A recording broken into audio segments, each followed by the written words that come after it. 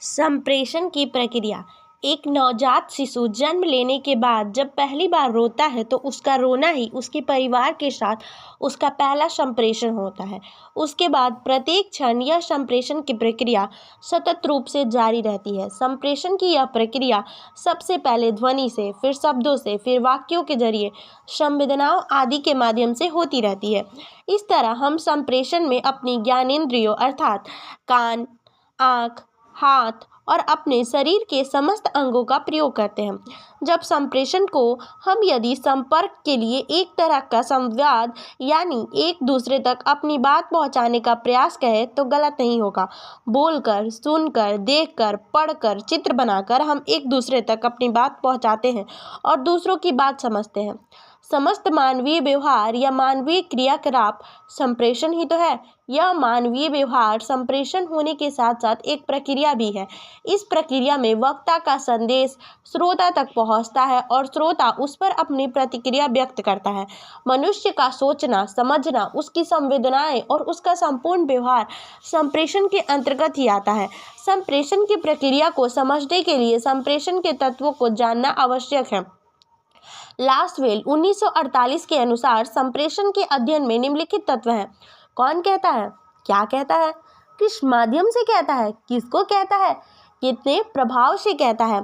John quarter के अनुसार सूचना को किसी माध्यम से भेजने और प्राप्तकर्ता का उसकी प्रतिक्रिया देने पर ही संदेश के प्रेषण की प्रक्रिया पूर्ण होती है।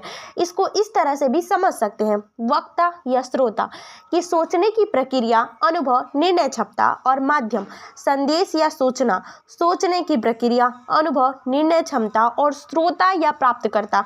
इस रेखा चित्र को देखकर यह बात समझ में आती है कि जब वक्ता और श्रोता का मानसिक स्तर, सोचने समझने का ढंग, अनुभव करने का तरीका और निर्णय क्षमता इन सभी में तालमेल होगा तो वो इसके साथ ही संदेश भेजने का माध्यम सही होगा। तब संप्रेषण की प्रक्रिया संपन्न होगी और संप्रेषण की यह प्रक्रिया सफल तब होगी जब श्रोता या प्राप्तकर्ता इस रेखा चित्र को देखने के बाद यह समझ में आती है कि जब वक्ता और श्रोता का मानसिक स्तर, सोचने समझने का ढंग, अनुभव करने का तरीका और निर्णय क्षमता इन सभी का तालमेल होता है तो इसके साथ ही संदेश भेजने का माध्यम सही होगा। तब संप्रेषण की प्रक्रिया संपन्न होगी और संप्रेषण की प्रक्रिया सफल तब होगी जब श्रोता या प्राप्तकर्ता अपनी वक्ता की अपेक्षा अनुसार प्रतिक्रिया दे देगा। संप्रेषण की प्रक्रिया में दो तरफा संचार प्रवाह होता है। टू वे फ्लो कम्युनिकेशन को बनाए रखना जरूरी है। संचार की प्रक्रिया में एक तरफा प्रवाह नहीं हो सकता क्योंकि उसमें गलतफहमी, गलत व्याख्यान की स्थिति क्या होगी, उत्पन्न हो सकती है। इसलिए टू फ्लो जरूरी है। सही और प्रभावपूर्ण संचार के लिए यह आवश्यक है कि जो भी संदेश दिया जाए उसकी प्रकृति उसी समय ग्रहणकर्ता द्वारा प्राप्त हो। कम से कम इतना तो पता चले कि संदेश प्रदान किया जा रहा है उसका कुछ प्रभाव ग्रहणकर्ता पर पड़ रहा है या नहीं। इसके बाद ही संदेश की प्रक्रिया पूर्ण मानी जा सकती है। संचार जीवन को अर्थपूर्ण और जीवंत बनाता है। यह हमारे जीवन का एक महत्वपूर्ण अंग है। जब हम पढ़ते या सोचते हैं तो संचार होता है। जब हम अपने विचारों को किसी के सामने रखते हैं तब संचार होता है। जब हम अपने विचारों, जानकारी, भावनाओं का किसी के साथ आदान प्रदान करते हैं तब संचार होता है। यही नहीं, जब हम सोते समय सपने देखते हैं यह भी संचार होता है। कहने का तात्पर्य है कि संचार हर समय होता है। संक्षेप में संप्रेषण प्रक्रिया में कुछ मुख्य रूप से निम्नलिखित तत्व सक्रिय रूप से भाग लेते हैं। वक्ता या श्रोता, वाक्य क्षमता या वाणी को अभिव्यक्त करने का कौशल। संदेश माध्यम, श्रोता या प्राप्तकर्ता। संदेश पाने वाला, अनुक्रिया या प्रतिक्रिया। संदेश का संदर्भ, जीवन के प्रति वक्ता या श्रोता का दृष्टिकोण। श्रोता और वक्ता का जीवन मूल्य। संप्रेषण प्रक्रिया के इन तत्वों का विवरण इस प्रकार है। वक्ता या श्रोता, किसी भी संदेश का जन्म किसी न किसी स्रोत से ही होता है। यह स्रोत कोई व्यक्ति भी हो सकता है। मौखिक संप्रेषण में इसी स्रोत को वक्ता या लिखित संप्रेषण में इसी स्रोत को लेखक कहते हैं। यह स्रोत या वक्ता अपने विचारों को संप्रेषित करने का कार्य करता है। वाक्य क्षमता या वाणी को अभिव्यक्ति करने का कौशल, वक्ता के अंदर अपने विचारों और भावनाओं को भाषा के द्वारा अभिव्यक्त करने की कला को वाक्य क्षमता अर्थात बोलने की कला कहते हैं। अर्थात वक्ता के अंदर वक्तृत्व क्षमता होनी चाहिए, तभी श्रोता उसके संदेशों को समझ पाएगा। संदेश हमेशा अर्थपूर्ण होना चाहिए। यह संदेश या सूचना मौखिक, लिखित, आंगिक या सांकेतिक भी हो सकता है। भाषा में तो 2 शब्दों, वाक्यों, प्रतीकों आदि के माध्यम से संदेश प्रसारित किए जाते हैं। भाषा एक व्याकरण होता है। जैसे नवीन ने नियम को मारा, नियम ने नवीन को मारा, इन दोनों वाक्यों का अर्थ एकदम विपरीत है।